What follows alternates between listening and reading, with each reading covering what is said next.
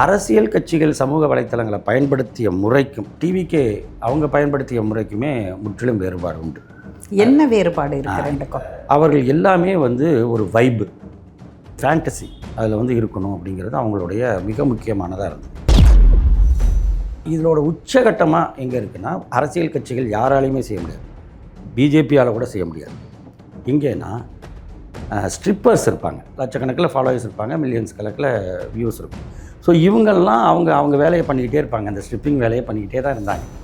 Election வர அப்படியே திடீர்னு டிவிக்கு துண்டை போட்டுக்கிட்டு விசில் அடிச்சுக்கிட்டு அவருடைய சமகாலத்து நடிகரான அஜித்லேருந்து மூத்த நடிகரான ரஜினிகாந்த் வரைக்கும் யாரையுமே விடாமல் புராண்டி வச்சாங்க. இந்த புராண்டல் தான் திரும்ப இங்கே வரும்பொழுது இவங்க ஃபோக்கஸ்டாக டிஎம்கே மட்டும் புரண்டுறது அப்படிங்கிற மாதிரியான இவங்க வேலையை பண்ணாங்க. அவங்க டேட்டா சயின்டிஸ்ட்டை ஹையர் பண்ணி வச்சு பண்ணாங்க, ஸ்டார்ட் அப் நிறுவனங்களை உருவாக்கி இதை பண்ணாங்கன்னு வேறு மாதிரியெல்லாம் ரொம்ப சிம்பிளாக சொல்லணும்னா செலவு பண்ணி அதான் பெய்டு ப்ரமோஷன் அப்படிங்கிறத அவங்க பண்ணுறாங்க. திமுகவுடைய சோஷியல் மீடியா இன்ஃப்ளூயன்சஸ்லாம் ஆர்கானிக்காக உள்ளது. அவங்க அடுத்த ரிப்பன் வெட்ட போகிற அத்தனை திட்டமும் திமுகவோட திட்டம். எதுக்காக இதை கொடுத்துருக்குறோம்? எல்லாருக்குமாக கொடுக்குறோம், கட்சி பேதமின்றி இது கொடுக்கப்படுது. இந்த அரசியலை பேசிட்டு இருந்தோம். இதுக்கு மொத்தமாக எதிராக அரசியலே இல்லாத, அரசியல் புரிதலே இல்லாத, அல்லது அரசியலை விரும்பாத, இன்னும் சொல்லப்போனால் அரசியலை வெறுக்கின்ற தன்மை உள்ளவர்களை நீங்கள் ஓட்டு போட வைக்கிறீங்க. இதை பாருங்கள், எங்கள் வீட்டில் நான், எங்கள் அம்மா, என் தங்கச்சி 3 பேரும் இதுக்கு விசிலுக்கு தான் போட்டிருக்கோம். இந்த வாசலில் படுத்து கிடக்காரு பாருங்கள், எங்கள் அப்பா உதயசூரனுக்கு போட்டார், அவர் வீட்டுக்குள்ளேயே சேர்க்கல அவரை. இப்படியாக ஒரு இது இல்லை, அது உள்ளுக்குள்ளேயே ஒரு வெறுப்பை விதைக்கிறது. திமுக ஆட்சி இருக்கிறப்ப எதுக்கு இந்த ஸ்கீம்லாம், எதுக்கு 1000 ரூபா, எதுக்கு இலவசம், எங்களுக்கு வேண்டாம் ஓசி பஸ் வேண்டாம் அப்படின்லாம் பேச வைக்கிறது. இப்போ யாராவது ஏறாமல் இருக்காங்களா? இல்லை அந்த ஸ்கீமை தான் எடுத்துட்டாங்களா? அவங்க தான் தமிழ்நாடு முழுவதும் கொடுப்பேன் அப்படின்னு வாக்குறுதி கொடுக்குறீங்க. அப்போவே நீங்கள் அவங்கள ஏமாற்றிட்டீங்களா? சோஷியல் மீடியா ரொம்ப பயங்கரமான இருபக்க கூறான ஆயுதம். ஒரே நிமிஷத்தில் உங்கள் பக்கம் திரும்புறதுக்கு அது டைம் எடுக்காது.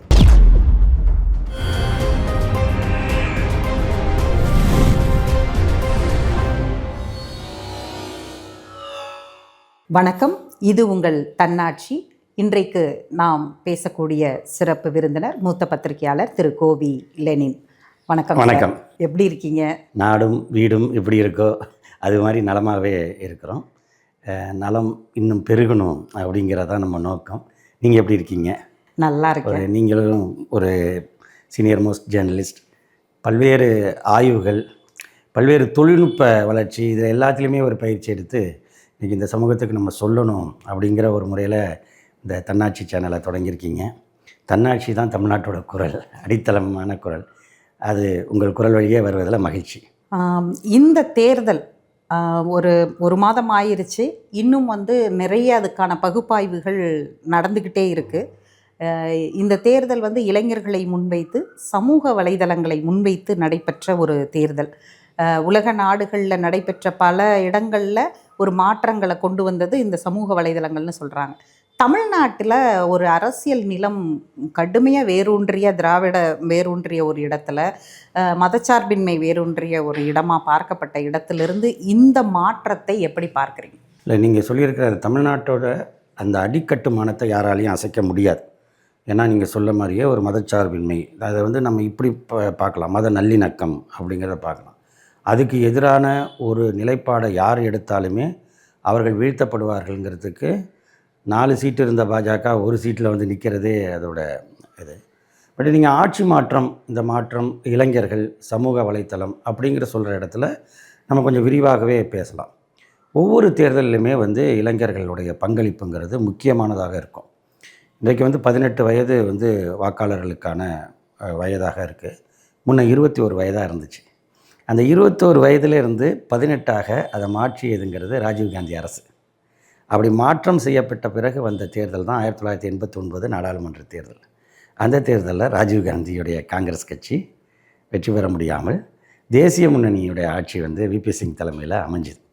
அப்போவே அதை இளைஞர்கள் அன்றைக்கு இருந்த சூழலில், இத்தனைக்கும் இந்திரா காந்தி அவர்களுடைய மறைவுக்கு பிறகு 1984 காங்கிரஸுக்கு ஒரு மிகப்பெரிய மெஜாரிட்டி, 420 இடங்களுக்கு மேலே நாடாளுமன்றத்தில் இருந்த ஒரு பெரிய, இன்னும் அந்த நம்பர் யாராலையும் தொட முடியாத ஒரு இடம்.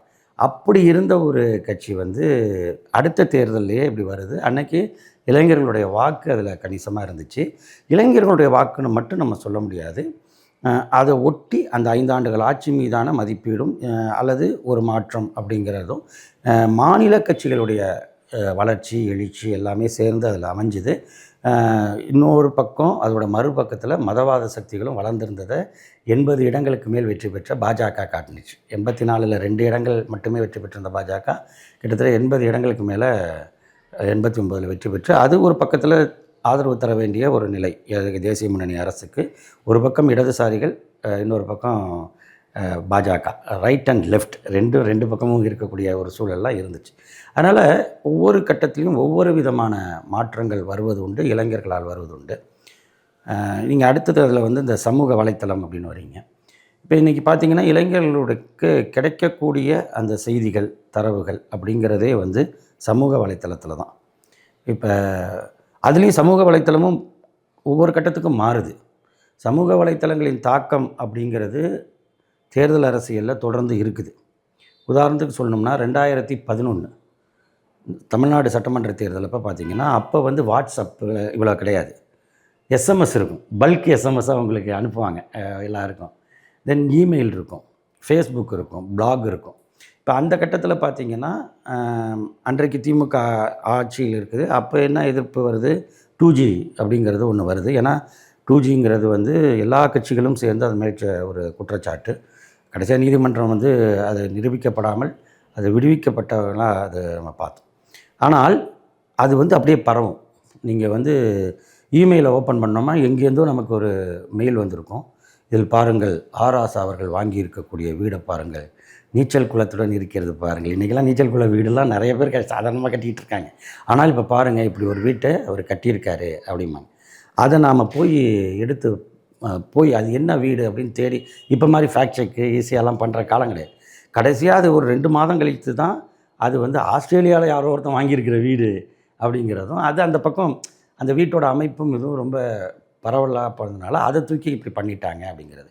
இதன் பிறகு 2014 வாட்ஸ்அப் வதந்தி, வாட்ஸ்அப் யூனிவர்சிட்டி என்று சொல்லக்கூடிய வகையில் பிஜேபியோட இது வந்து அதில் வருது. சோஷியல் மீடியா வாட்ஸ்அப்பில் அவங்க வந்து ஒரு தன்மையை உருவாக்குறாங்க. குஜராத் மாடல்னு சீனாவில் கட்டின பாலம், அமெரிக்காவில் இருக்கிற பாலம், இதிலெல்லாம் குஜராத் மாடல் ஸ்டிக்கரை ஒட்டி அவங்க ஒரு பரப்புரையை பண்ணாங்க. அவர் வந்து அந்த இமயமலை சரிவின் பொழுது, நிலச்சரிவின் பொழுது அவருடைய யுனோவா காரில் கிட்டத்தட்ட ஒரு ட்ரிப்புக்கு 35 பேரை ஏற்றிட்டு வந்தார் உத்தரகாண்டில். ஆமாம், அந்த இதப்போ அப்படின்லாம் வந்து இவர் அங்கே போயிட்டு அவ்வளோ பேர் இருக்குன்னா ஒரு இனோவா காரில் எவ்வளோ பேர் வர முடியும்னு நமக்கு தெரியும்.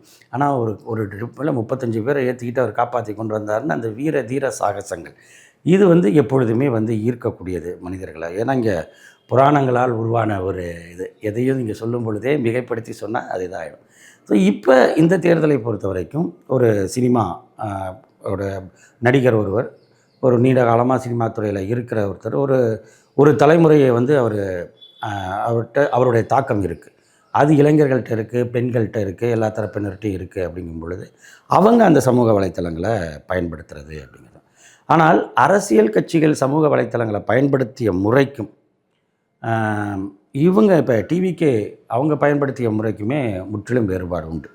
என்ன வேறுபாடு இருக்கு? இப்போ உதாரணத்துக்கு வந்து இப்போ பாஜக சொன்னேன். பாஜக எப்பொழுதுமே வந்து ஒரு வாட்ஸ்அப் வழியாக அவதூறுகளை பரப்புவது, எங்கோ ஒன்று நடக்கிறத எங்கோ ஒன்றோட முடிச்சு போட்டு இவர் பண்ணிட்டாங்கன்னு சொல்லி எந்த நிலைக்கு தள்ளுவாங்கன்னா, மற்ற கட்சிகள் பதில் சொல்ல வேண்டிய கட்டாயத்துக்கு, தாங்கள் வந்து அப்படி செய்யலை அப்படின்னு ஒரு குற்ற உணர்ச்சிக்கு ஆளாகி அதை வந்து வெளிப்படுத்தக்கூடிய அளவுக்கான ஒரு சூழலை பண்ணுறது வந்து பாஜகவோட பாணி. திடீர்னு ஒரு விஷயத்தை எடுத்து போட்டுருவாங்க. அது உண்மையாக பொய்யானலாம் இருக்காது, எங்கேயோ நடக்கிறத எங்கேயோன்னு எடுத்து போட்டுருவாங்க. இல்லை அப்படிலாம் இங்கே நடக்கலை, போகலை, வரல, இது ஃபேக்கு, இது பாருங்கள், இது வந்து மார்ஃபிங் பண்ணியிருக்காங்க அப்படிங்கிறதெல்லாம் எடுத்து சொல்ல வேண்டியதும் இருக்கும். இல்லைன்னா வாட்ஸ்அப்பில் ஏதாவது ஒரு தகவலை அவங்க பாட்டுக்கு பரப்பி அந்த வாட்ஸ்அப் குரூப் மூலமாக எல்லா பக்கமும் பரப்பிடுவாங்க. அவங்களுக்கு வந்து ஒரு சாதாரணமாக என்ன இருக்குன்னா, ஒரு பக்தர்கள் குழு இருக்கும். ஒரு ஐயப்ப மலைக்கு போகிறாங்க, சபரிமலைக்கு போகிறாங்க, அல்லது மேல்மருவத்தூர் போகிறாங்க, அல்லது பழனி மலைக்கு போகிறாங்க, ஏதோ ஒரு பக்தர்கள் குழு இருக்கும்ல, அது எல்லாருமே இருப்பாங்க.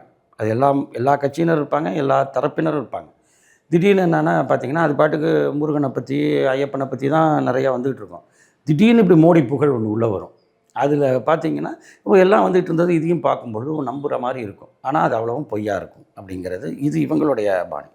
ஆனால் டிவிக்கு என்ன பண்ணாங்கன்னா, அவங்க சினிமா அவங்களுடைய பாணிங்கிறது சினிமா மூலமாக வந்தனால அவர்கள் எல்லாமே வந்து ஒரு வைப்பு ப்ரமோஷன், அதில் உண்மைத்தன்மையை தாண்டி ஒரு கவர்ச்சிகரமான விஷயம் அதில் இருக்கணும் அப்படிங்கிறது, ஒரு ஃபேண்டசி அதில் வந்து இருக்கணும் அப்படிங்கிறது அவங்களுடைய மிக முக்கியமானதாக இருந்தது. இன்னொன்று அவங்களுக்கு இருந்தது வந்து அந்த ஃபேன்ஸ் கிளப் இருக்குல்ல, அந்த ஃபேன் பேஸை வந்து அரசியலுக்கு பயன்படுத்துறது அப்படிங்கன்னு அவங்க வராங்க. அது எதையும் ஒன்று பயன்படுத்தலாம். அது ஒன்றும் இதில் எம்ஜிஆர் பயன்படுத்தியிருக்காரு, ஆந்திராவில் என்டிஆர் பயன்படுத்தியிருக்காரு, இப்போ பவன் கல்யாண் பயன்படுத்தியிருக்காரு. எல்லாருமே அது மாதிரிலாம் ஃபேன் பேஸை பயன்படுத்துறது. விஜயகாந்தும் அதை தான் விஜயகாந்த் பயணிருக்காரு. எல்லாமே விஜயகாந்த் வந்து தன்னுடைய கட்சியினரை அரசியல் மயப்படுத்தினார். அவர் வந்து கட்சி ஆரம்பிக்கிறதுக்கு முன்னாடியே அவர் வந்து ரசிகர் மன்றங்களை வந்து தேர்தலில், உள்ளாட்சி தேர்தலில் நிற்க வச்சார். இவங்க எதுலேயுமே நிற்க வைக்காமல் ஒன் மேனாக ஃபோக்கஸ் பண்ணுறது. விஜய் மட்டும்தான், விசில் சின்னம் மட்டும்தான். உங்கள் தொகுதியில் எவன் வேட்பாளர்னு யாருக்குமே தெரியாது. ஒரு ஜனநாயகத்தோட அடிப்படை அப்படிங்கிறது வந்து இந்த சட்டமன்ற தேர்தல் அப்படின்னா முதலமைச்சரை தேர்ந்தெடுக்கிறது தான் அதோடைய முடிவு அப்படின்னாலும், நாடாளுமன்ற தேர்தல் பிரதமரை தான் தேர்ந்தெடுக்கிறாங்கனாலும், நேரடியாக நம்ம போய் பிரதமருக்கோ முதலமைச்சருக்கோ நம்ம வாக்களிக்கலை. போன எம்பி தேர்தலில் நம்ம தொகுதியில் யார் நின்னாங்களோ அவங்களுக்கெல்லாம் ஓட்டு போட்டோம். அப்போ 40க்கு 40 இங்கே தமிழ்நாட்டில் ஒரு கூட்டணி வெற்றி பெறுது என்றால் அதனுடைய வலிமையால் நாடாளுமன்றத்தில் ஒரு வலிமையான எதிர்க்கட்சி உருவாகுது. அப்படி தான் அது வரும். இன்றைக்கி உடனடியாக ஜம்ப் பண்ணி போன எப்படி அந்த சிங்காநல்லூர் ரோட்டில் ஜம்ப் பண்ணி அந்த பக்கம் போய் ஸ்வீட் வாங்கின ராகுல் காந்தி, இப்போ அவங்க கட்சிக்காரங்க அப்படியே ஜம்ப் பண்ணுறாங்க. ரிசல்ட் வந்த மறுநாளே போகிறாங்கன்னு இருந்தால் கூட, ஆனால் அன்றைக்கு அந்த தேர்தலோட முடிவுங்கிறது ஒரு 2 நாடாளுமன்றமாக மெஜாரிட்டியோட இருந்த பிஜேபியை மெஜாரிட்டிக்கு குறைவாக கொண்டு வந்து நிறுத்துது. அப்போ ஏன் அங்கங்கே நம்ம எம்பிக்கு வாக்களிச்சிருக்கோம், நம்ம வேட்பாளர் யார், இவர் ஜெயிக்கணும், இவர் ஜெயிக்கணும், அப்போ இந்த அணிக்காக வாக்களிக்கிறது யாருன்னு பார்த்து பண்ணுறோம். அப்படி தான் வர முடியும். அப்புறம் சட்டமன்ற எம்எல்ஏக்கள் யார் நீங்கள் தேர்ந்தெடுத்தால் தான் அதிக எம்எல்ஏக்கள் வரக்கூடிய கட்சியின் தலைவர் வந்து அந்த சட்டமன்ற குழு தலைவராக தேர்ந்தெடுக்கப்பட்டு அவர் முதலமைச்சராவது இயல்பு. ஆனால் இங்கே அதுவே கிடையாது. இது அப்படியே இந்த ஜனநாயகத்துடைய இந்த படிக்கட்டு நிலையை அப்படியே உள்டாவாக்கி மேலேருந்து எனக்கு கீழே யாருன்னே தெரியாதுங்க அப்படிங்கிற ஒரு நிலைமை வரக்கூடிய அளவுக்கு இவங்க சோஷியல் மீடியாவை ஒரு மெஸ்மரைஸ் பண்ண மாதிரி பண்ணுறாங்க.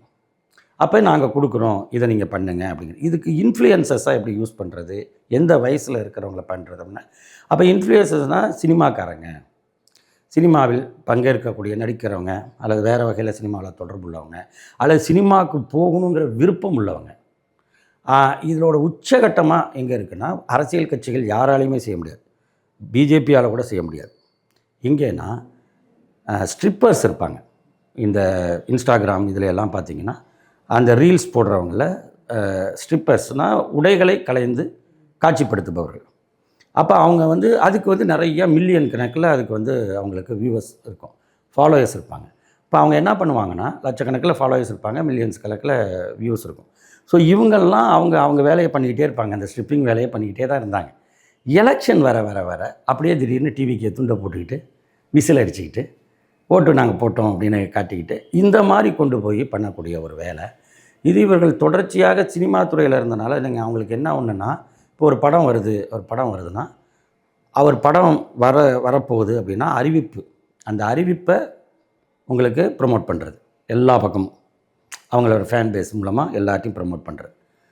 இப்போ அதே நேரத்தில் அது பொங்கலுக்கோ தீபாவளிக்கோ போட்டிக்கு இன்னொரு படம் வருது அப்படின்னா அந்த இன்னொரு நடிகருடைய படத்தை மோசமாக வந்து இழிவுபடுத்துறது, நேரேட்டிவ் செட் பண்ணுறது. நீங்கள் ஒரு சதி கோட்பாடு அந்த அந்த நடிகர் மேலேயும் சரி அந்த படத்து மேலேயும் சரி ஒரு மோசமான ஒரு குற்றச்சாட்டு வைக்கிறது, மோசமான கருத்துக்களை பரப்புறது அப்படிங்கிறது இவங்களுக்கு தொடர்ச்சியாக இருக்குது. அப்போ ஏற்கனவே சினிமாவிலேயே இது இவருடைய படத்தை ப்ரமோட் பண்ண எதிரிகள் அது எதிரணி படங்களை எல்லாம் எந்த படமாக இருந்தாலும், அதாவது அவருடைய சமகாலத்து நடிகரான அஜித்லேருந்து மூத்த நடிகரான ரஜினிகாந்த் வரைக்கும் யாரையுமே விடாமல் புராண்டி வச்சாங்க. இந்த புராண்டல் தான் திரும்ப இங்கே வரும்பொழுது இவங்களுக்கு ஃபோக்கஸ்டாக டிஎம்கே மட்டும் புரண்டுறது அப்படிங்கிற மாதிரியான இவங்க வேலையை பண்ணாங்க. இப்போ இந்த மாதிரி வேலையை அவங்க வந்து ஃபஸ்ட் ஷோ டிக்கெட் விற்கிற வரைக்கும் அவங்க யூஸ் பண்ணாங்க. அதன் மூலமாக பிளாக் டிக்கெட்டும் விற்றவங்க. அதாவது தூய சக்தி அப்படின்னு சொல்லிட்டு இதை வச்சே தன்னுடைய ரசிகர்களையே, தன்னை நம்பியவர்களையே சுரண்டிய ஒரு மோசமான இவங்க தான் இப்படி வந்து ஒரு ப்ரொபகண்டாவை பண்ணுறாங்க. இப்போ இந்த இடத்துல ஒரு நியாயமாக எப்படி இருக்குன்னா, ஒரு அரசியல் கட்சி அப்படின்னா அது வந்து முதல் கட்டமாக மக்கள்கிட்ட போய் நிற்கும். இப்போ அந்த மக்கள் கேட்குற கேள்விக்கு பதில் சொல்லணும். அது திமுகவாக இருக்கட்டும், இல்லை இன்னொரு கட்சியாக இருக்கட்டும். ஒரு மக்கள் பிரதிநிதியாக போனால் மறுநாள் நம்ம வந்து அடுத்த முறையும் நம்ம போய் ஓட்டு கேட்கணுமே அவன்கிட்ட. அதனால் குறைஞ்சபட்சமாவது அவன் சொல்கிறத கேட்கணுங்கிற ஒரு அடிப்படை ஜனநாயகத்தன்மை இருக்கும். அதுக்கப்புறம் அவங்க மேலே நீங்கள் வந்து அவங்களோட செயல்பாடுகளில் நீங்கள் விமர்சனம் பண்ணலாம், என்ன வேணால் பண்ணலாம். அடிப்படையாக இது இருக்கும். அப்போ அவங்க அந்த மக்களை சந்திப்பதை தான் இதாக இருப்பாங்க. இவங்க வந்து மக்களையே சந்திக்கலை. இது எல்லாம் இந்த சோஷியல் மீடியா மூலமாக பரப்புறது. இதில் எப்படி அப்படின்னா, அந்த அல்காரிதம் உங்களுக்கு நல்லா தெரியும். இப்போ இந்த ஸ்டிப்பர்ஸை யூஸ் பண்ணுறாங்க. அதை கொஞ்சம் நேரம் ஒரு 5 செகண்ட்ஸ் 10 செகண்ட்ஸ் ஒருத்தன் பார்த்துட்டான்னா திரும்ப அதுவே தான் வரும் உங்களுக்கு. அதிகமாக காட்டும் அல்காரிதம் அப்படி தான் இருக்கும். அப்போ அந்த அல்காரிதம் படி அப்படி காட்டும் பொழுது இப்போ இவங்களுக்குள்ளதே வர ஆரம்பிக்கும். இப்போ இது ஒவ்வொன்றையும் அதை பயன்படுத்தி இவங்க வந்து அதை வந்து பண்ணாங்கங்கிறத இன்றைக்கி பலரும் ஆய்வுகளில் கொண்டு வராங்க. இதெல்லாம் முன்கூட்டியே தெரியும். ஆனால் திராவிட முன்னேற்றக் கழகத்தை பொறுத்தவரை அது ஒரு 75 ஆண்டு கால கட்சி. இது இப்படி திடீர்னு இதுக்கு இது மாதிரிலாம் நிறைய சோதனைகள் வரும். இப்போ நெருக்கடி நிலை காலத்துக்கு பிறகு நடந்த தேர்தலில் எம்ஜிஆர் ஜெயிச்சு வந்தார். அப்போ அவர் வந்தப்பையும் அவருக்கு இப்போ வந்து சோஷியல் மீடியா அப்படின்னு நம்ம ஒன்று இருக்குது. எனக்கு அந்த சோஷியல் மீடியாவில் வந்து இன்னும் அதுலேருந்தே நான் வரேன். இப்போ திமுக வந்து இந்த மாதிரி சோதனைகளை கடந்து வந்திருக்கானா, வரலாறுகளில் நிறையா கடந்து வந்திருக்கு. ஒவ்வொரு தடவையும் மாற்றம்னு ஒரு தேர்தலுக்கு ஒரு டீம் உருவாவாங்க, ஒரு அணி உருவாகும், இல்லது வந்து ஒரு கட்சி புதியதாக உருவாகும். அவங்க வந்து திமுகவை தான் டார்கெட் பண்ணுவாங்கங்கிறது வரலாறுல நமக்கு தேர்தல் வரலாறு சொல்கிறது. ஆனால் சோஷியல் மீடியா அப்படின்னு எடுத்தோம்னா திமுகவிட்டையும் ஒரு பெரிய ஐடி விங் ஸ்ட்ரக்சர் இருந்தது, ஒரு சோஷியல் மீடியாவுக்கான இருக்குது. இதை தாண்டி பல காரணங்கள் சொல்கிறாங்க இல்லையா? அவங்க டேட்டா சயின்டிஸ்ட்டை ஹையர் பண்ணி வச்சு பண்ணாங்க, ஸ்டார்ட் அப் நிறுவனங்களை உருவாக்கி இதை பண்ணாங்கன்னு வேறு மாதிரியெல்லாம் ரொம்ப சிம்பிளாக சொல்லணும்னா செலவு பண்ணி அதான் பெய்டு ப்ரமோஷன் அப்படிங்கிறத அவங்க பண்ணுறாங்க. திமுகவுடைய சோஷியல் மீடியா இன்ஃப்ளூயன்சஸ்லாம் ஆர்கானிக்காக உள்ளது. இங்கே நான் திமுககாரன், என் பிளட்டு கருப்பு சிவப்பு, தாடி கிழவன் பிளட்டு அப்படின்னு யோசிக்கிறவன் தான் இங்கே இருக்க முடியும். அந்த மாதிரி இங்கே இருக்கிறவங்களாம் அப்படி தான். எத்தனை பேரும் இது எங்கள் அப்பா இருந்தார், எங்கள் தாத்தா இருந்தார், நானும் இது தான் அப்படின்னு சொல்கிறவங்க, நான் இந்த கொள்கையை ஏற்றுக்கிட்டவன் அப்படிங்கிறேன். இங்கே அதுவே கிடையாது. ஒரு ரசிக மனப்பான்மை அங்கே வந்து அப்படியே ஒரு வைப்பு இது மட்டும்தான் அவங்க எதிர்பார்க்குறாங்க. அதில் வந்து இன்றைக்கு நம்ம ரொம்ப வெளிப்படையாக பேசணும்னா எத்தனை வீடுகளில் கூடத்தில் உட்காந்து அரசியல் பேசக்கூடிய சூழல் இருக்குது. அதில் டைனிங் டேபிளில் எங்கேயோ ஒரு இடத்துல அரசியல் பேசக்கூடிய சூழல் எங்கே இருக்குது? குடும்ப விளக்கு காவியத்தை பாரதிதாசன் எழுதியிருப்பார், புரட்சி கவிஞர். அந்த குடும்பம் வந்து எப்படி இருக்குன்னு அவர் சொல்லும் பொழுது, அந்த பெண், அந்த குடும்ப தலைவி இல்லத்தரசி வந்து காலையிலேயே எழுந்திரிச்சு அவங்க தான் வீட்டு வேலையெல்லாம் செஞ்சு அதுக்கு பிறகு வந்து பிள்ளைங்களெல்லாம் ரெடி பண்ணி பள்ளிக்கூடத்துக்கு அனுப்பி சாப்பாடு கொடுத்து பள்ளிக்கூடத்துக்கு அனுப்பிட்டு மதியம் சமைக்கும் பொழுது யாருக்கு என்ன காய், பள்ளியில் இருக்கக்கூடியது வரக்கூடிய பிள்ளைங்க என்ன சாப்பிடும், மாமா மாமி என்ன சாப்பிடுவாங்க, அவங்களுக்கு உடம்புக்கு எது ஒத்துக்கும் எது ஒத்துக்காது, கணவருக்கு எது பிடிக்கும், இதெல்லாம் பார்த்து சமைக்கிறாங்கன்னு எல்லாம் சொல்லி அப்புறம் அந்த வீட்டு வேலைகள் அவங்க தையல் வேலைகள்லாம் செய்கிறாங்க அப்படிங்கிறலாம் எல்லாமே சொல்லுவார் ஒரு பெண். எல்லாம் முடித்த பிறகு இரவு வந்து அவங்களும் கணவனும் வந்து சந்தித்து அந்த இரவில் எல்லோரும் தூங்கின பிறகு அவங்க பேசும் பொழுது ஏதோ ஒரு கணக்கு வந்து எடுத்துகிட்டு வந்து பண்ணும் பொழுது அப்போ என்ன அவர் சொல்லுவார்னா, நாள் முழுக்க நமக்காகத்தானே நம்ம குடும்பத்தை தானே பார்க்குறோம், கொஞ்சம் நேரம் நாட்டையும் பற்றி பேசுவோமே அப்படின்னு அதில் அந்த குடும்ப விளக்கில் எழுதுவார். இது யார்? கணவனும் மனைவியுமான இரவு நேரத்தில் கூட ஒரு கொஞ்ச நேரம், ஒரு சிறிது நேரமாவது நாட்டு நலனுக்காக நாம் இது பண்ணுவோமே, இதுதான் திராவிட அரசியல். அப்போ முன்ன எப்படி இருக்குன்னா, பெண்கள் பொதுக்கூட்டத்துக்கு போகலைனாலும் ஆண்கள் போயிட்டு வருவாங்க, இங்கே வந்து அரசியலை பேசுவாங்க, அவங்க ஒரு விஷயத்தை தெரிஞ்சுக்குவாங்க. ஏன் வந்து இலவச வண்ண தொலைக்காட்சி பெட்டின்னு கலைஞர் ஆட்சியில் கொடுத்தாங்க? வீட்டில் இருக்கிற பெண்கள் அதை தெரிஞ்சுக்கணுன்னு. ஆனால் இப்போ இங்கே என்ன ஆயிடுச்சுன்னா, இப்போ வந்து இன்றைக்கி வீடுகளில் வந்து எல்லாருமே தனித்தனி ஐலாண்ட் ஆயிடுச்சு. அது வந்து சின்ன சின்ன குடும்பங்கள் ஆனாலும் அதுலேயும் வந்து சின்ன சின்ன தீவுகள் மாதிரி ஆயிடுச்சு. அப்போ அரசியல் பேசுகிற சூழலே கிடையாது. இப்போ டிவி இருக்குன்னா டிவியில் காலையில் ஆரம்பித்து இரவு வரைக்கும் சீரியல் ஓடிக்கிட்டே இருக்குது, அல்லது சினிமா சம்மந்தப்பட்ட காட்சிகள் தான். இப்போ நியூஸ் சேனலை தவிர, நியூஸ் சேனலில் கூட இந்த படம் வந்து 20வது ஆண்டு ஆயிடுச்சு, அந்த படம் வந்து 30வது ஆயிடுச்சு, இவர்கள் வந்து இவ்வளவு சினிமாவில் இது பண்ணாங்கன்னா அதுவும் தேவைப்படுது, ஒரு பகுதியாக அது தேவைப்படுது. ஆனால் மற்ற சேனல்லாம் என்ன நடக்குது? ஒரு டாக் ஷோ நடக்குது, அதில் என்ன ஒரு குக்கரி விஷயம் இருக்குது.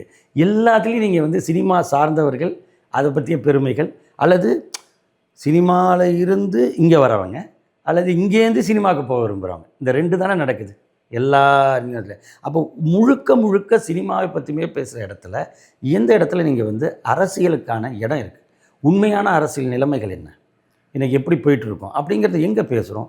அல்லது மொபைல், அதில் எடுத்தால் ரீல்ஸ், அந்த ரீல்ஸ் எல்லாமே உங்களை என்டர்டெயின்மெண்ட் பண்ணணும். வேறு வந்து முக்கியமான விஷயத்தை பேசினாலும் கிடையாது. படிக்கிறது சுத்தமாக கிடையாது. நியூஸ் பேப்பராக இருக்கட்டும், பிளாகு, அதாவது ஆன்லைனில் இருக்கக்கூடிய ஒரு வெப்சைட்டே இருக்கட்டுமே, அதை போய் எத்தனை பேர் படிக்கிறாங்க? எல்லாமே விஷுவல்ஸ் ஆகிடுச்சு. அப்போ விஷுவலுக்கு உங்களுக்கு அதுக்கு தேவைப்படுற காட்சி அமைப்பு வருது, முகம் தேவைப்படுது. உண்மையாக சொல்லணும்னா இது எல்லாமே இருக்குது. ஸோ இந்த மாதிரியான ஒரு விஷயத்தெல்லாம் திமுக போன்ற கட்சிகள் இப்படி பார்க்கல. நம்ம இங்கே என்ன பண்ணோம்னா, இப்போ இந்த திமுகவோட ஐடிவிங்க முக்கியமாக என்னென்னா, இந்த 5 ஆண்டுகள் தமிழ்நாட்டில் நிறைவேற்றப்பட்ட திட்டங்கள் இதுவரைக்கும் இந்தியாவில் எந்த மாநிலத்திலும் நிறைவேற்றப்படாத முன்னோடியான திட்டங்கள், எல்லாருக்குமான திட்டங்கள், எல்லா இளைஞர்களாக இருக்கட்டும், பெண்களாக இருக்கட்டும், முதியவர்களாக இருக்கட்டும், ஒட்டுமொத்த தமிழ்நாட்டின் வளர்ச்சி சார்ந்ததாக இருக்கட்டும். இன்றைக்கி அவங்க அடுத்த ரிப்பன் வெட்ட போகிற அத்தனை திட்டமும் திமுகவோட திட்டம்.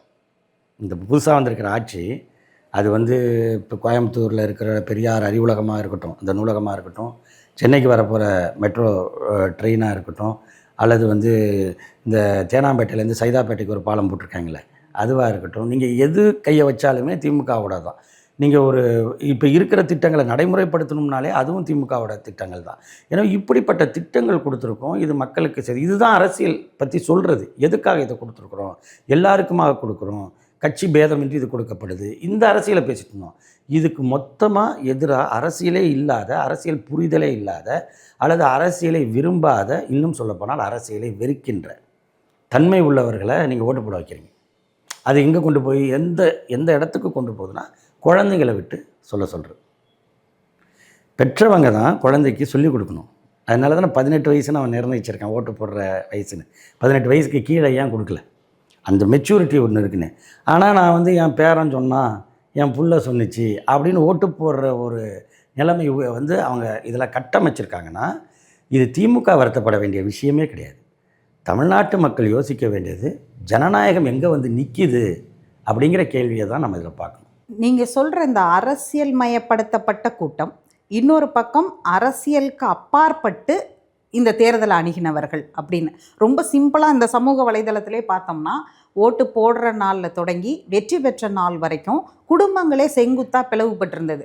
பெற்றோர்கள், பெரியவர்கள்லாம் வந்து அது அதிமுகவாக இருந்திருப்பாங்க. ஆனால் இந்த சின்ன பிள்ளைகள் அல்லது வந்து புதுசாக ஃபர்ஸ்ட் டைம் ஓட்டர்ஸ்லாம் வந்து போயிட்டு அன்னைக்கு பார்த்து அவங்க அம்மா அப்பாவை கிண்டல் பண்ணுற மாதிரியெல்லாம் ரீல்ஸ் போட்டாங்க. பெற்றோர்களையே வந்து விமர்சிக்கிற மாதிரிலாம் நிறைய ரீல்ஸ் வந்து. ஒரு ரீல் பார்த்தேன். ஒருத்தர் வராரு, அவர் வந்து இந்த டிவிக்கு கொடி போட்டிருக்காரு, இளைஞர். அவர் வந்து சொல்கிறாரு, அம்மா விசிலுக்கு தானம்மா போட்ட அப்படிங்கிறாரு. அந்த அம்மா வந்து போட்டேன் அப்படின்னு அவனுக்கு அந்த பையனுக்கு வந்து இதாக தான் சமாதானமாக தான் சொல்கிறாங்க, பாசிட்டிவாக தான் சொல்கிறாங்க. தங்கச்சி ஒன்று இருக்குது. தங்கச்சி, நீ யாருக்கு போட்ட, விசிலுக்கு போட்டியா அப்படின்னதும் போட்டேன் அப்படிங்குது. ஏய் வீடியோ எடுக்கிறியா நீ? நான்லாம் சொல்ல மாட்டேன் போ அப்படின்னது. நான் ரெக்கார்ட் பண்ணிட்டேன். இந்த பாருங்கள், எங்கள் வீட்டில் நான், எங்கள் அம்மா, என் தங்கச்சி 3 பேரும் இதுக்கு விசிலுக்கு தான் போட்டிருக்கோம். இந்த வாசலில் படுத்து கிடக்காரு பாருங்கள், எங்கள் அப்பா உதயசூரனுக்கு போட்டார், அவர் வீட்டுக்குள்ளேயே சேர்க்கல அவரை. இப்படியாக ஒரு இது வந்து இப்படி வந்து நிறையா வந்து இல்லை, இது உள்ளுக்குள்ளேயே ஒரு வெறுப்பை விதைக்கிறது, அவங்க மேலேயே ஒரு வெறுப்பை விதைக்கிறது. இது என்ன அப்படின்னா, நான் ஆரம்பத்திலே சொன்னேன்ல, இவங்க வந்து தொடர்ச்சியாகவே இந்த சினிமாவிலேயே இவங்களுக்கு போட்டியாளராக இருக்கக்கூடியவர்கள், சக கலைஞர்களையே ஒரு வெறுப்போட அணுகிறது, அப்யூஸ் பண்ணுறது. இதை வந்து தொடர்ச்சியாக எங்கே பண்ணாங்கன்னா, இந்த சமூக வலைத்தளத்திலும் டிவிகேக்கு எதிரான ஒரு கருத்தை வச்சாங்கன்னா, அது குறிப்பாக பெண்கள் யாராவது வச்சாங்கன்னா அவங்கள மிக கொச்சைப்படுத்துறது, அவங்கள வந்து த்ரெட்டன் பண்ணுறது. அப்புறம் அந்த ஐடியை, சில உண்மையை சொல்கிற சில ஐடியில் ஏதாவது ஒரு வார்த்தையை கண்டுபிடிச்சி அதை வச்சு அந்த ஐடியை தூக்குறது. இதுக்கெல்லாம் அவங்க முழு நெட்வொர்க் வச்சுருந்தாங்க. இதுக்கே வேலையாக இது இருந்துச்சு. திமுக போன்ற இயக்கங்கள் எப்படின்னா, இது வந்து இதே திமுக ஒரு ஆளை வந்து இது மாதிரி பண்ணால் ஜனநாயகத்தின் குரல் நெரிக்கப்படுது, எத்தனையோ பேர் ரொம்ப மோசமாக பேசியிருக்காங்க, சட்ட ரீதியான நடவடிக்கை எடுக்கப்பட்டிருக்கு, அதுக்கே வந்து திமுக மீது விமர்சனம் வரும். ஆனால் இதை யாருமே கண்டுக்கல. இந்த விஷயத்தை இவங்களுக்கு எப்பொழுதுமே வந்து அந்த திமுகவை யார் எதிர்த்தாலுமே அவங்களுக்கு ஊடக சொகுசுங்கிறது ரொம்ப வசதியாக கிடைக்கும். அதே வசதி விஜய் கட்சிக்கும் கிடைச்சிது. எலெக்ஷனுக்கு முன்னாடி வரைக்கும் அது அதோட தொடர்ச்சியாகவே பார்த்தோம். ஸோ அவங்க என்ன பண்ணுவாங்கன்னா, இந்த மாதிரியான இதை பொய்யான ஃபேக் ஐடிஸை நிறையா உருவாக்குறது, அதே நேரத்தில் ஒரிஜினல் ஐடிஸை எப்படியாவது ஒரு இதை வச்சு காலி பண்ணுறது, ரிப்போர்ட் அடித்து காலி பண்ணுறது, இந்த 2 வேலையும் அவங்க செஞ்சிட்ருக்காங்க. இதெல்லாம் வந்து ஒரு அரசியல் கட்சியோட முழு நேர பணி கிடையாது. இவங்க சினிமாலே இதெல்லாம் பண்ணிக்கிட்டு இருந்தனால, இதே பாணியை அதாவது வந்து எதிரினா அவரை வந்து ஹீரோ எப்படி கடைசியாக அது க்ளீன் போல் பண்ணிடுவார்களோ அது மாதிரி அவரை முடிச்சிடுறது அப்படிங்கிற மாதிரி தான் இவங்க அந்த ஒரு எல்லாருக்குமே அந்த மைண்ட் செட் இருந்துச்சு. அதுதான் நீங்கள் சொல்கிறது, வீடுகள்லேயே வந்து அந்த ஒரு பிரிவு இருந்துச்சு. அது இந்த மாதிரி இருந்தது கிடையாது. அண்ணனும் தம்பியும் வெவ்வேறு கட்சியில் கூட ஓட்டு யாருக்கு போட்டோம்னே வெளிப்படையாக சொல்ல மாட்டாங்க தானே நம்ம அது பார்த்தோம். யாருமே சொல்ல மாட்டாங்க. சின்ன வயசுலலாம் நான்லாம் எங்கள் அம்மாட்ட கேட்டிருக்கேன், யாருக்குமா போட்டேன்னு கேட்பேன். சொல்ல மாட்டாங்க. அவங்க வந்து ஓட்டுவிட்டேன் அதெல்லாம் சொல்லக்கூடாதுடா அப்படின்ட்டு போயிடுவாங்க. அவங்க நமக்கு பிடிச்சவங்களுக்கு போட்டாங்களா போடலையா அதெல்லாம் தெரியாது. ஆனால் இன்றைக்கி வந்து பிள்ளைங்க சொன்னிச்சுன்னு ஓட்டு போடுறேன் அப்படிங்கிற அளவுக்கு இவங்க வந்து ஒரு மாதிரியான சமூகத்தை மாற்றிருக்காங்க. இதில் இந்த மேனிப்புலேட் பண்ணுறது அப்படிங்கிறது ரொம்ப அதிகம். இப்போ ஒவ்வொருத்தங்களையா இது மாதிரி தேடி இந்த யார் யாருக்கெல்லாம் நிறைய வியூஸ் இருக்கோ, யார் யாருக்கெல்லாம் நிறைய ஃபாலோவர்ஸ் இருக்கோ அவங்களையெல்லாம் கூப்பிட்டு நீங்கள் பண்ணுங்க அப்படின்னு பெய்ட் ப்ரமோஷனுங்கிறத பண்ணுறாங்க. இதில் வந்து சில பேர் வந்து இந்த ஜென்சி கிட்ஸுக்கிட்ட மொக்கையாக எதையாவது பேசிவிட்டு அவன் தான் உலக அறிவாளி மாதிரி இந்த அவங்க லாங்குவேஜில் பேசுவாங்க. இப்போ நான் வந்து ஒரு வார்த்தைக்கு இன்னொரு வார்த்தைக்கு இடையில ஒரு கேப் விட்றேன், மூச்சு விட்றேன், இதெல்லாம் இல்லாமல் கடன்னு பேசினா தான் இன்றைய தலைமுறைக்கு பிடிக்கும். அது ஒத்துக்கிறேன். அந்த அப்போ பேசக்கூடியவங்க என்ன பேசுகிறாங்க, அது உண்மைத்தன்மை என்ன அதெல்லாம் பற்றி இல்லை, ஆனால் சொல்கிறாங்க அப்படிங்கிற மாதிரி அதை விரும்பிய அந்த இன்ஃப்ளூயன்சஸ் இருக்காங்கல்ல, யூடியூப்பில் இதில் எல்லாம் இருக்கிற அந்த சோஷியல் மீடியா இன்ஃப்ளூயன்சஸ் அதில் இருக்கக்கூடிய பெரிய இவங்களையெல்லாம் பிடிச்சி வச்சு பேச வச்சாங்க. இப்போ நீங்கள் அதாவது என்னென்னா திமுக ஆட்சி இருக்கிறப்ப எதுக்கு இந்த ஸ்கீம்லாம், எதுக்கு 1000 ரூபா, எதுக்கு இலவசம், எங்களுக்கு வேண்டாம் வேண்டாம் ஓசி பஸ் வேண்டாம் அப்படின்லாம் பேச வைக்கிறது. இப்போ யாராவது ஏறாமல் இருக்காங்களா, இல்லை அந்த ஸ்கீமை தான் எடுத்துட்டாங்களா? அவங்க தான் தமிழ்நாடு முழுவதும் கொடுப்பேன் அப்படின்னு வாக்குறுதி கொடுக்குறீங்க. அப்போவே நீங்கள் அவங்கள ஏமாற்றிட்டீங்களா? தேர்தலுக்கு முன்னாடியே ஏமாற்றிட்டீங்களா? நீங்கள் என்ன சொல்கிறீங்க, ஒரு அருண்ராஜ் இன்றைக்கி மினிஸ்டராக இருக்கார், அவர் தான் சொன்னது பஸ்ஸு வந்து எதுக்கு இலவசம் கொடுக்குறீங்கன்னு கேட்டவர் அந்த மினிஸ்டர். இப்போ வந்துட்டாங்க அவங்க. இதில் கட்டணம் வாங்குவீங்களா, அவர் இதுக்கு தானே சுகாதாரத்துறை தானே, எல்லாத்துக்கும் கட்டணம்னு சொல்லுங்களேன். முடியாதுல்ல. கட்டமைப்புகள் சில விஷயங்கள் இந்த ஜிஹெச்சுக்கு அவங்க வரணும்னா அந்த லேடி வந்து அந்த பஸ்ஸில் தானே ஏறி வரணும். வர்றது வந்து சரி மருத்துவம் நாங்கள் இலவசம் கொடுக்குறோம், அதுக்கு கல்வியை நாங்கள் இலவசமாக கொடுக்குறோன்னு சொல்லுங்கள். ஆனால் அதுக்கு வரக்கூடியவங்களுக்கு செலவு பண்ணிட்டு வர முடியுமா அவங்க? அப்போ அந்த ஜிஹெச்சுக்கு வந்து இறங்குறதுக்கு அந்த பஸ் ஸ்டாப்பில் வந்து அவங்க இறங்க போகிறாங்க. இதுதானே கட்டமைப்பு. இதை புரிஞ்சிக்காமல் இதை வந்து ஓசி இது வந்து எப்படின்னா ஒரு மேட்டிமைத்தனம்பாங்க. அந்த மாதிரி இவர் ஆஃபீஸர், ஐஆர்எஸ் ஆஃபீஸர், அதனால் இவருக்கு ஒன்றும் தேவை இருக்காது. ஆனால் இதை வந்து கீழே கொண்டு போகிறாங்க பாருங்கள். இப்படி பேசினவங்க இப்படி பேசிட்டு இப்போ எங்கேயா நீங்கள் தமிழ்நாடு முழுக்க பஸ் விடுவேன்னு சொன்னீங்களே என்ன ஆச்சு அப்படின்னு கேட்டாலோ, 2500 சொன்னீங்களே என்ன ஆச்சு, அதெல்லாம் எங்களுக்கு வேணாம், நீங்கள் 2500 கொடுக்க வேணாம்ண்ணா, நீங்கள் நிம்மதியாக இருந்தால் போதும். நான் இன்னொரு மேனிப்புலேட் பண்ணுறது, திரும்ப ஒரு விஷயத்தை கொண்டு வர்றது. அதாவது என்னென்னா எல்லாத்தையும் நார்மலைஸ் பண்ணுறது. சொந்த வாழ்க்கையிலிருந்து இப்போ சொந்த வாழ்க்கையை பற்றி அவருடைய வாழ்க்கையில் அவங்க மனைவி ஒரு வழக்கு போட்டால் அது திமுகவோட சதி அப்படிங்கிறது. எல்லா எல்லாத்தையும் வந்து அவங்க வந்து பழி ஒரு மேலே போடுறது, இவங்க பண்ணுற தப்பை நார்மலைஸ் பண்ணுறது. இந்த 2 விஷயமும் நடந்துக்கிட்டே இருக்குது. அதுதான் நீங்கள் தேர்தலுக்கு பிறகு பார்த்தீங்கன்னா இந்த மாதிரி இவங்களோட நம்பி போட்டவங்கலாம் இப்போ பொதுமக்கள் கேள்வி கேட்குறான். என்னையா நீங்கள் இது பண்ணுறீங்க, அதே தானே நடந்துக்கிட்டு இருக்குது. அது மோசமால நடக்குது. ஏதாவது கேட்குறதுக்கே ஆள் இல்லை. நீங்கள் எம்எல்ஏ யாருன்னு தெரிஞ்சால் தானே போய் கேட்பீங்க. கரண்ட்டு கட்டுன்னு சொல்லி எம்எல்ஏ வீட்டு வாசலில் போய் நின்னா ஒருத்தர் வெளியில் வந்து எம்எல்ஏ வெளியூர் போயிருக்காரு, வந்ததும் சொல்கிறாங்க 2 நாள் ஆகுன்ட்டு போயிட்டார். சொல்லிட்டு போனவர் தான் எம்எல்ஏ. நீங்கள் முகத்தை பார்த்துருந்தா தானே தெரியும் யார் எம்எல்ஏன்னு. சொக்காவை பிடிக்கலாம். நீங்கள் இங்கே போய் கோட்டையில் போய் கோட்டை பிடிக்க முடியுமா? முடியாது. அப்போ நீங்கள் எல்லாம் ஒரு ஆளை நினச்சி போட்டால் நிர்வாகம் கிடையாது. இன்னும் ரொம்ப இதாகவே சொல்கிறேன்னே, அந்த படத்துலலாம் அப்படி திரும்பினா கண்ணில் பொறி பறக்கும். ஆஃபீஸர்ஸ்லாம் உட்காந்துருக்காங்க, அந்த ஆள் திருன்னு முடிக்கிறார் முதலமைச்சர் வீடியோ பார்த்தாலே நீங்கள் வந்து என்னையா ஒரு ஹீரோவாக இது அப்படின்ல. காமெடி பீஸ்லேயும் பெரிய காமெடி பீஸாக இருக்குது. என்னன்னா நீங்கள் எல்லாத்தையும் அதனால தான் என்ன சொன்னால் இந்த கேள்வி கேட்டதும் இந்த இன்ஃப்ளூயன்சஸ்லாம் இப்போ என்ன பண்ணுறோம், சார் நாங்கள் வந்து ஒரு கட்சிக்கெலாம் சப்போர்ட் பண்ணி நாங்கள் கேட்கல, நாங்கள் பொதுவாக தான் சொன்னோம், நாங்கள் எப்பொழுதும் நியூட்ரல் தானே, ஏன் பயப்படுறாங்க, ஏன் மன்னிப்பு கேட்டு போடுறாங்க. ஒருத்தர் வந்து என்ன சொல்கிறாரு, சாமி சத்தியமாக இல்லைங்க, எங்கள் அம்மா சத்தியமாக இல்லைங்கிறாங்க. ஸோ இந்த மாதிரி நிலைமைக்கு இவங்க இது மாதிரியான இந்த மேனிப்புலேஷன் தான் ஈஸியாக அது வெளிப்பட்டுரும். இது வந்து நீண்ட காலம்லாம் இருக்க முடியாது. இந்த மாதிரியே ஒரு எலெக்ஷனுக்கு பண்ணதை வச்சுக்கிட்டே இன்னொரு எலெக்ஷன்லேயும் அதே மாதிரிலாம் பண்ணிடலாம் அப்படின்னாலாம் யார் ஓட்டு போட்டாங்களோ அவங்களுக்கே புரியும். இப்போ வந்து பவர் கட்டு விஷயம் தனிப்பட்ட முறையில் பாதிப்பு இருந்தாலும், இங்கே நீங்கள் உடனே என்ன பண்ணுறீங்க, ஒரு திட்டத்தை ஏன் கொண்டு வரலைன்னா கஜானா காலி, 10 லட்சம் கோடி கடன் இருக்குன்னா, கடன் வந்து இருந்துகிட்டே தான் இருக்குது. கடன் சுமைக்கும் இதுக்கும் இப்போ சம்மந்தமே கிடையாது. இது நீங்கள் வந்து நீங்கள் இப்போ விவசாய கடன் இருக்குது. விவசாய கடனை நீங்கள் என்ன சொன்னீங்க, ரத்து பண்ணுறேன் நீங்கள். ஆனால் அதுக்கு சட்டம் என்ன சொல்லுது, ரிசர்வ் வங்கி என்ன விதிமுறை வச்சுருக்குன்னு கூட பார்க்காம சொல்லிவிட்டு, இப்போ ரிசர்வ் வங்கி விதிமுறைனா நிர்வாகத்தை பற்றி உங்களுக்கு எதுவுமே தெரியல. எப்படி தெரியும்? இந்த ஏரியா இது பல பேருக்கு இது வந்து செங்கோட்டையன்னு ஒருத்தரை தவிர வேறு யாரும் இதில் அமைச்சராக இருந்ததே கிடையாது. ஸோ நிர்வாகம் இது கிடையாது.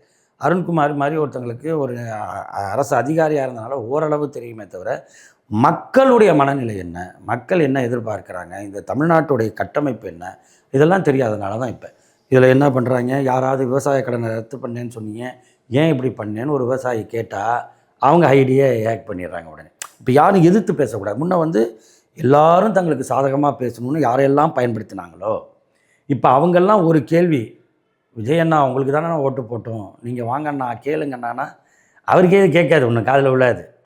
அவர் ஏதோ ஒரு இடத்துல இருக்கார் அவர். ஆனால் இது மாதிரி பரவும்ல, 4 பேர்கிட்ட போகும்ல. ஏன்னா இவங்க எல்லாருமே ஷேர் பண்ணி பழக்கப்பட்டவங்க, ஷேர் பண்ணி பழக்கப்பட்டவங்க. இப்போ அது பழக்கமாகிடுது. ஃபஸ்ட்டு தான் சொல்லி செய்வாங்க, அப்புறம் அதுவே பழக்கமாகிடும். இப்போ அவங்க அதை ஏன் இப்படி நடக்கலை அது நடக்கலைன்னு கேள்விகள் வரும் பொழுது அந்த ஐடியெல்லாம் ரிப்போர்ட் அடித்து தூக்கு, அதை மேனிப்புலேட் பண்ணு, இது பண்ணு, ஹேக் பண்ணு அப்படிங்கிற மாதிரியான ஒரு இடத்துல இவங்க கொண்டு வந்து ஒட்டுமொத்தமாக இந்த ஒரு சோஷியல் மீடியாவை தங்கள் கண்ட்ரோலில் வச்சுக்கிட்டு எல்லாத்தையும் பண்ணிடலாம். சோஷியல் மீடியா ரொம்ப பயங்கரமான இருபக்க கூறான ஆயுதம். ஒரே நிமிஷத்தில் உங்கள் பக்கம் திரும்புறதுக்கு அது இது எடுக்காது, டைம் எடுக்காது. ஏன்னா நீங்கள் எந்த வகையில் செயல்படுறீங்களோ அந்த வகையில் தான் அதுவே உங்களை அடிக்கும். எல்லாருமே யங்ஸ்டர்ஸ் இந்த டீமில். தொழில்துறை அமைச்சர் வந்து ஒரு ரீல்ஸ் மூலமாக முதலீட்டாளர்களை அழைக்கிறார். இன்னொரு அமைச்சர் வந்து ட்ரோன் ஷாட்டோட போய் கனிமங்களை ஆய்வு செய்கிறார். இப்படி ஒவ்வொருத்தவங்களும் ஒவ்வொரு மாதிரியான ஆய்வு, அதாவது அமைச்சர்கிட்டையே வந்து லஞ்சம் கேட்டதாக திருச்செந்தூர் கோயில் விவகாரம்னு அமைச்சர்கள் தொடர்ந்து, இன்னும் சொல்லப்போனால் நமக்கு ப்ரொஃபஷ்னல் ஜேர்னலிஸ்ட் மாதிரியே நம்ம இல்லை யூடியூபர்ஸ் மாதிரி மைக்கோடையே தான் போகிறாங்க ஸ்பாட்டுக்கே. எம்எல்ஏக்களே மைக்கோட ஸ்பாட்டுக்கு போகிறதையெல்லாம் பார்க்க முடியுது. அப்படிங்கிறது வந்து அந்த ரீல்ஸ் கல்ச்சர் அப்படிங்கிறது ஆய்வு. இங்கே பாருங்கள், அவங்க என்னென்ன பண்ணுறாங்கன்னு வெளியில் காமிக்கிறாங்களா, இல்லை அதன் மூலமாக இதே ஸ்டைலில் என்ன மெசேஜை சொல்ல வர்றாங்கன்னு பார்க்குறீங்க? ரொம்ப சிம்பிளாக சொல்லணும்னா, கட்சி தலைவர் 14 ரீலுக்கு படம் நடித்தார். கட்சியில் மந்திரிங்களாக இருக்கிறவங்கெல்லாம் ஆளுக்கு ஒரு ரீல் போட்டுட்ருக்காங்க. இவ்வளோ தான் இது மொத்தத்தோட இது. இதை தவிர அவங்களுக்கு எதுவும் தெரியாது. ஆய்வு பண்ணலாம், அதை படப்பிடிப்பு பண்ணலாம், அதெல்லாம் வேறு. ஆனால் நீங்கள் என்ன வகையில் அதை பண்ணுறீங்க, நீங்கள் சொல்கிற மாதிரி ட்ரோன் ஷாட் எடுத்து அதுக்கு பிஜிஎம் கொடுத்து, இதெல்லாம் ஒன்றுமே தேவையே இல்லை. உண்மையானதாக இருந்தால் போனால் பார்த்தா பிடிச்சோம்னா சீலை வச்சுட்டு போயிட்டே இருக்கலாம். இதுதான். இது எத்தனையோ நடக்கும். காட்டில் எரிஞ்சா கூட பிஜிஎம்மோட அதோட தான் போகிறாங்க. போய் தீ விபத்தில் கூட இப்படி தான் போகிறாங்க. அந்த கோவை சிறுமி அந்த கொடூரமான இது சூலூர் இதில் அப்போ பார்த்தீங்கன்னா அதுக்கு போய் ஆறுதல் சொல்ல போகிறவர் அவர் ஒரு பாட்டு, சோக பாட்டு போட்டு கண்ணை பொத்தி, அதாவது இவங்களுக்கெல்லாம் வந்து அரசியல் தெரிஞ்சிருக்கோ இல்லையோ, விஜய் மாதிரி எல்லாருக்கும் நடிக்க தெரிஞ்சிருக்கு, விஜயை விட நல்லாவும் நடிக்க தெரிஞ்சிருக்கு சில பேருக்கு. எனவே அப்படி தான் இவங்க இருக்காங்க. அதில் வந்து நல்ல ஒரு சிறப்பான கலைஞராக இருக்கிறவங்க இந்த தொழில்துறை அமைச்சராக ஒருத்தங்க வந்திருக்காங்கல்ல, அவங்க வந்து ரியல் எஸ்டேட் பிஸ்னஸ் மாதிரியே எங்கள் ரியல் எஸ்டேட் இது இந்த ரயில் நிலையத்திலிருந்து 1/2 கிலோமீட்டர் தூரத்தில் இருக்கிறது, விமான நிலையத்திலிருந்து 3 கிலோமீட்டர் தூரத்தில் இருக்கிறது, பக்கத்திலேயே கல்லூரி இருக்கிறது, நல்ல குடிநீர் 10 அடியிலேயே வருதுன்னு சொல்கிற மாதிரி எல்லாம் வாங்க இங்கே வந்து தொழில் முதலீடு பண்ணுங்கன்னா ஏன் வருவான். இது என்ன மாதிரியான தொழில் கட்டமைப்பு. பக்கத்தில் இருக்கிற ஆந்திரா மினிஸ்டர் வந்து அதுக்கு வந்து ஒரு இது போட்டிருக்காரு, ட்ரோல்ஸ் எல்லாம் கண்டுக்காதீங்க அப்படின்ட்டு. என்னன்னா இது என்ன அப்படின்னா, நீ இப்படியே பண்ணுமா, முதலீடெல்லாம் நான் வாங்கிட்டு போயிடுறேன். ஏன்னா ஏற்கனவே அவன் லேண்ட் அள்ளி தரேங்கிறான் போகிறேங்கிறான். அந்த மாதிரி நம்ம தமிழ்நாடு கொடுக்க முடியாது. ஆந்திரா மாதிரிலாம் நம்ம வந்து அவ்வளோ லேண்ட், ஏன்னா நம்மள்கிட்ட இருக்கிறது வந்து ஒரு கட்டமைக்கப்பட்ட நிலங்கள். அதாவது ஒன்று விவசாய நிலமாக இருக்கும், இருக்கும், இன்னொன்று தொழில் சார்ந்த, இன்னும் ஃபியூடல் சொசைட்டி மாறாத ஊர் ஆந்திரா.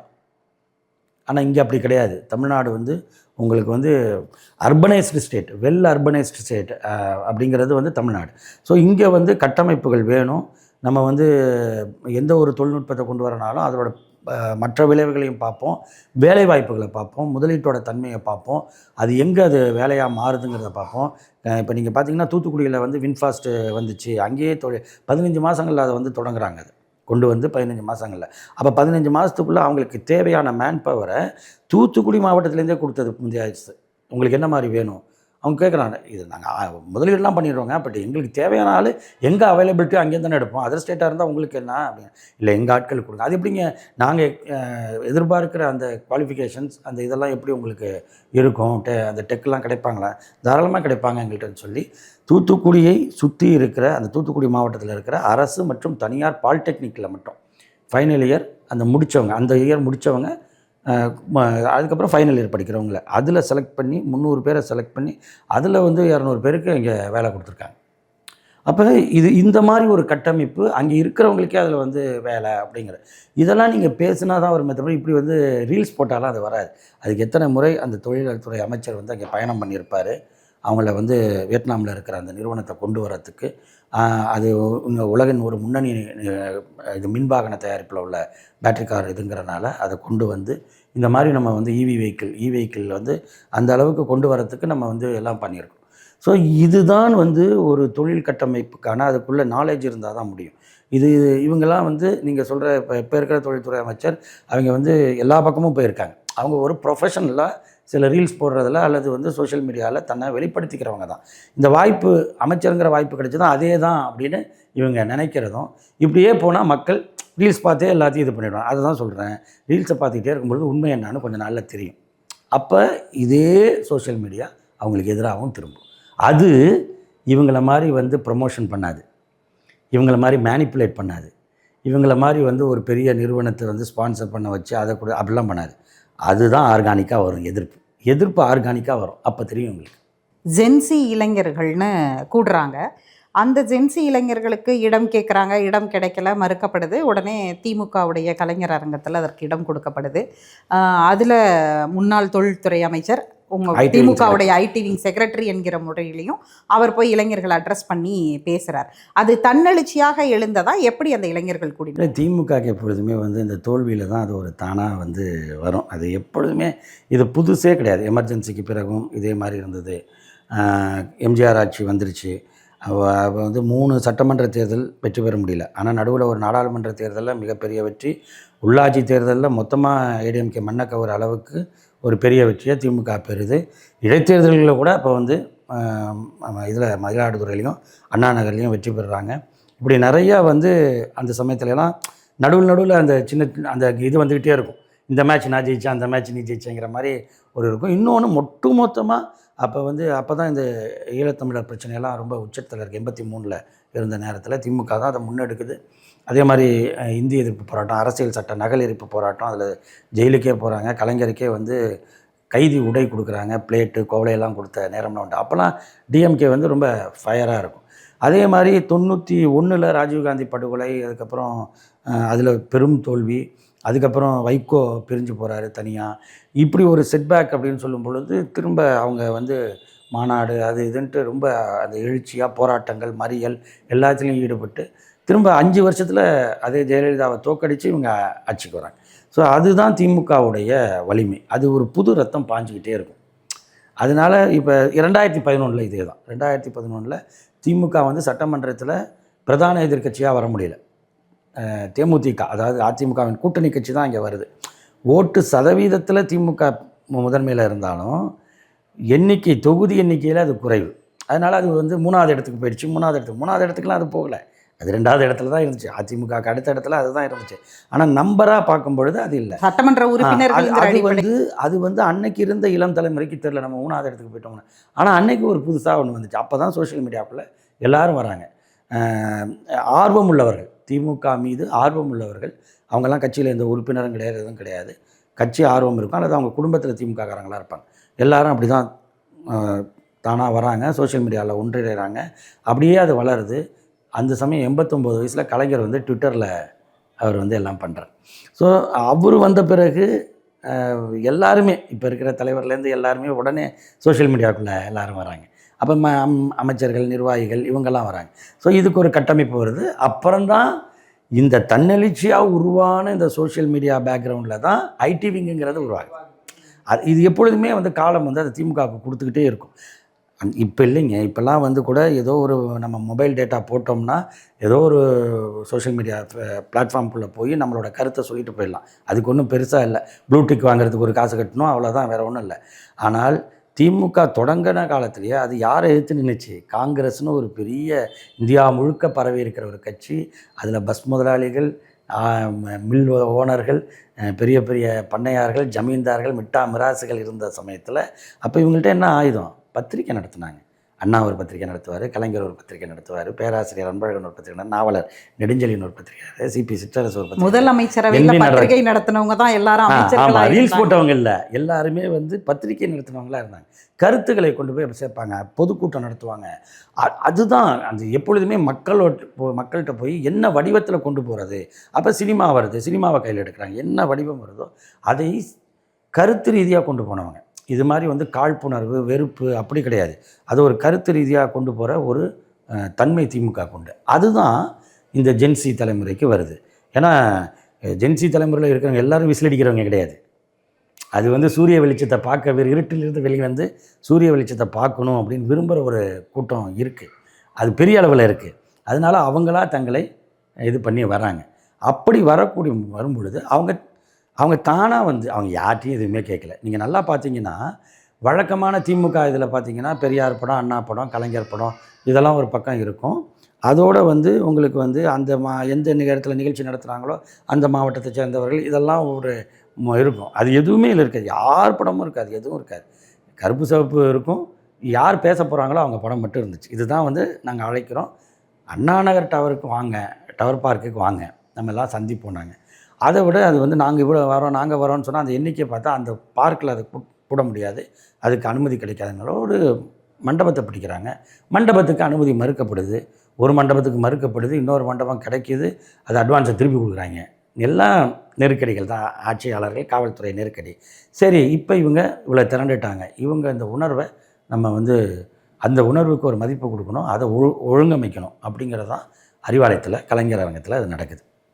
அப்போ அங்கே நடக்கும் பொழுது ஐடி விங் செயலாளர் மட்டும் இல்லை, சட்டத்துறை செயலாளர், வழக்கறிஞர் செயலாளர் என்ஆர் இளங்கோ அவர், ஏன்னா இன்றைக்கி சோஷியல் மீடியாவில் போகிறப்ப நீங்கள் சொன்ன மாதிரி தான் இந்த எதிர்கொள்ளக்கூடிய சவால்கள் என்ன இருக்குது, அதில் சட்ட ரீதியாக என்ன இருக்குது, நம்மளை பாதுகாப்பது, நம்ம சரியாக சொல்கிற விஷயங்கள் தடைபடாமல் பாதுகாப்பது எப்படி, நமக்கு எதிராக பரப்பப்படுகின்ற அவதூறுகளை தடுப்பது எப்படி, இந்த ரெண்டையும் தான் இவங்களுக்கு சொல்லி கொடுத்துட்டா போதும். அது அவங்களா போவாங்க.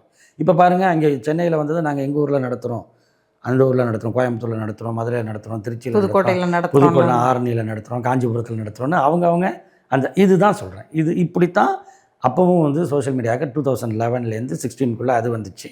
அப்புறம் பின்னாடி வந்து அணியாகவே உருவானுச்சு. அது மாதிரி இப்போ ஜென்சிக்கு அவங்களே ஒரு இருக்கிறது அங்கங்கே தன்னழிச்சாங்க. ஏன்னா இது திமுக எல்லாம் என்ன நினைப்பாங்கன்னா, திமுக அடுத்து ஜென்சி அணியும் உருவாக்க போகுதோன்னு ஒரு கேள்வி இருக்குது. இல்லை, அது எந்த மாதிரி அணியாகவும் வரலாம், அல்லது அதுவே வந்து உங்களுக்கு ஒரு ஒட்டுமொத்த அமைப்போடு இணைந்தும் வரலாம், எப்படி வேணாலும் வரலாம். அது வந்து கழகத் தலைவர் எடுக்கக்கூடிய முடிவு, அது அவர் எடுத்துக்குவார். அது ஆனால் நான் சொல்ல வர்றது வந்து இது நீங்கள் வந்து ஏதோ திமுக ஒரு தேர்தல் அரசியல்னால் மாறிடக்கூடிய, எல்லாம் மிரண்டு ஓடக்கூடிய, இங்கேருந்து அங்கே போகலாமா, சோஃபா செட் வருமா அப்படின்னு பார்க்குற கட்சி கிடையாது. தனிப்பட்ட ஒரு சிலருக்கு சில விருப்பங்கள் இருக்கலாம், அது வேறு. ஆனால் ஒட்டுமொத்தமாக இந்த இயக்கங்கிறது ஒரு கொள்கை மீது கட்டமைக்கப்பட்ட இயக்கம். அந்த கொள்கை என்பது இந்த தமிழ்நாட்டின் பண்பாட்டுடன் இணைந்த கொள்கை. தமிழர்களுடைய அந்த பண்பாடு அது காக்கப்படணும். இந்த மொழி, இனம், பண்பாடு காக்கப்பட்டு தமிழ்நாடு அறிவியல் பூர்வமான வளர்ச்சி அடையணும். இதுதான் இதோட அடிப்படை கட்டமைப்பு. அது வந்து நீதி கட்சியில் தொடங்கி சுயமரியாதை இயக்கம், திராவிடர் கழகம், திராவிட முன்னேற்ற கழகம் எந்த பேரில் இருந்தாலும் பேஸ் ஒன்று தான். இந்த இடத்துல தான் திராவிடம் 2.0 அப்படின்னு சொல்லிட்டு முன்பு இளைஞர் பாசறைன்னு நீங்கள்லாம் நடத்திக்கிட்டு இருந்தது தான் திராவிடம் 2.0. இளைஞர்களுக்கு திராவிடத்துடைய வரலாறு, திராவிட கட்சி வரலாறு, திமுக வரலாறு, அதிமுக திமுகவுடைய தேர்தல் வரலாறுன்னு பல விஷயங்களை, இந்திய தேர்தல் வரலாறுலேருந்து தொடர்ந்து ஒரு 2 வருடத்துக்கு மேலே எல்லா ஊர்கள்லையும் நீங்கள் நடத்துனீங்க. பட் அது எந்த அளவுக்கு அரசியல் மையப்படுத்தப்பட்டுச்சுன்னு பார்க்க நீங்கள் சொல்கிறதுல இருந்தது திராவிடம் 2.0 அப்படிங்கிறது வந்து இதே மாதிரி தன்னெழுச்சியாக உருவானது தான். அதாவது அவங்களும் வந்து கட்சியில் பொறுப்புலாம் இருந்தவங்க கிடையாது, அதுவும் இளைஞர்கள். அப்போ வந்து அந்த தலைமுறைக்கு அவங்க தான் இளைஞர்கள். அப்போ கல்லூரி முடித்து வந்தவர்கள். அவங்க என்ன நினைக்கிறாங்கன்னா, முதல் தலைமுறை பட்டதாரியாக இருக்கேன், நான் ஒரு இன்ஜினியர் இருக்கேன், என் குடும்பத்தில் காலேஜே போனவன் எவனும் கிடையாது, என் பாட்டன் போகலை, என் அப்பா போகலை, எங்கள் மாமன் போகலை, சித்தப்பன் போகலை, நான் எப்படி போனேன், எனக்கு எப்படி கிடைச்சிது, இப்போ அதே பின்னணியில் வரேன், எனக்கு எப்படி கிடைச்சிது அப்படின்னா, இது இந்த இடஒதுக்கீடு மூலமாக தான் கிடைச்சிது. அதில் முதல் தலைமுறை பட்டதாரிகளுக்கு கல்வி கட்டணத்தை அரசே ஏற்றுக்கும் அப்படின்னு கலைஞர் கொடுத்த அந்த சலுகை மூலமாக கிடைச்சதுங்கிறப்ப, திமுக தான் நம்மளை இதை கொண்டு வந்திருக்குன்னு ஒரு நன்றி உணர்ச்சியுடன் அந்த கூட்டம் வந்துச்சு. அதை சொல்லும் பொழுது மற்றவங்களுக்கும் ஆமாம் இப்படி தானே நம்ம வந்தோன்னா அவங்களும் ரிலேட் பண்ணிக்க முடிஞ்சுது.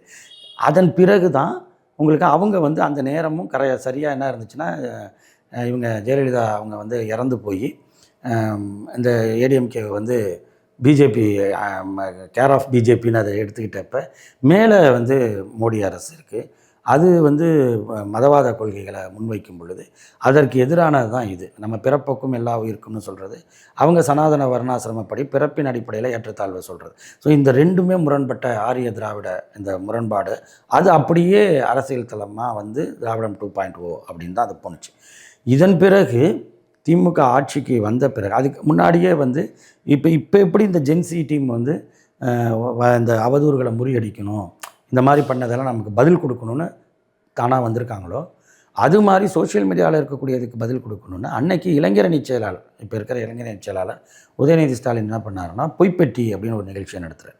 சமூக வலைத்தளத்தில் இருக்கிறவங்களெல்லாம் பங்கெடுக்க வச்சு, பார்வையாளர்களாக பங்கெடுக்க வச்சு, இந்த கழகத்தின் வரலாற்று பின்னணியை தெரிஞ்சவங்க, இந்த அவதூறுகள் பற்றிய வரலாற்று உண்மைகளை தெரிஞ்சவங்களெல்லாம் கொண்டு அதை சொல்ல வச்சு, குறிப்பாக கலைஞர் மேலே, திமுக மேலே, கலைஞர் குடும்பத்து மேலே, திமுக கார மேலே சொல்லப்படுற இந்த அவதூறுகள் நீண்ட காலமாக கட்டமைக்கப்பட்ட ஒரு டெம்ப்ளட் வகையிலான அந்த அவதூறுகளை முறியடிக்கிறதுக்கு இதை கொண்டு வந்தாங்க.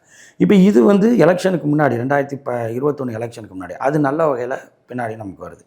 அதன் பிறகு தான் ஆட்சிக்கு வந்துட்டோம்னா ஒரு சோர்வு வந்துடக்கூடாது, ஆட்சிக்கு தான் வந்துட்டோமே நினைக்காதீங்க. இந்த கட்சி ஆட்சிக்கும் வரும், ஆட்சி இல்லைனாலும் இந்த கட்சி இருக்கும். அதுதான் திமுக. அப்போ இதோட பேஸ் என்ன அப்படிங்கிறத ஒவ்வொரு தொகுதியிலும் 234 தொகுதிக்கும் அவர் அந்த இளைஞர் அணிக்கு பயிற்சி திராவிட மாடல் பயிற்சி பாசறை அப்படின்னு வச்சு டியூட்டர்ஸ் வச்சு அவங்களுக்கு சொல்லிக் கொடுக்க வச்சார். அதன் பிறகு இளம் பேச்சாளர்கள் ஒரு 182 பேரை செலக்ட் பண்ணுறாங்க. இதில் கலைஞர் நூற்றாண்டை ஒட்டி 100 இளம் பேச்சாளர்கள் தேவைப்படுறாங்க. இந்த இயக்கத்துக்கு புதுசாக வேணும், இன்றைக்கு இருக்கிற ஜென்ரேஷனுக்கான லாங்குவேஜில் ஸ்லாங்கில் பேசணும், அந்த மொழி இவங்களுக்கு கனெக்ட் ஆகணும். அப்போ அந்த மாதிரி சொல்லக்கூடிய ஆட்கள் வேணுங்கிறப்ப அது 100 பேர் கேட்டதில் 182 பேர் கிடைச்சாங்க. அப்போ அவங்களை கொண்டு மூத்த பேச்சாளர்களுடன் அவங்களையும் இணைச்சி, இந்த ஒரு இளம் பேச்சாளர் பேசுவார், நான் ஃபஸ்ட்டு அவர் ஒரு ஸ்டைலில் பேசுவார், அப்புறம் இவங்க வருவாங்க, அப்புறம் அவங்களே ஒவ்வொரு பக்கம் போய் அவங்களும் பேச ஆரம்பித்தாங்க. அப்படி உருவான நிறைய பேர் இந்த ஜென்சி தலைமுறை. இப்போ உருவான அந்த கூட்டத்துலேயும் அவங்களுடைய பங்களிப்பு இருக்குது. ஸோ இப்போ என்னென்னா அது நீங்கள் கேட்டிங்களா, அதெல்லாம் என்ன ஆச்சுன்னு கேட்டிங்களா, அதுதான் இது விதைச்சோம் விளையுது, அவ்வளோதான். நிகழ்ச்சியில் பங்கேற்று உங்களுடைய கருத்துக்களை எங்களோடு பகிர்ந்து கொண்டதற்கு நன்றி. மிக்க நன்றி.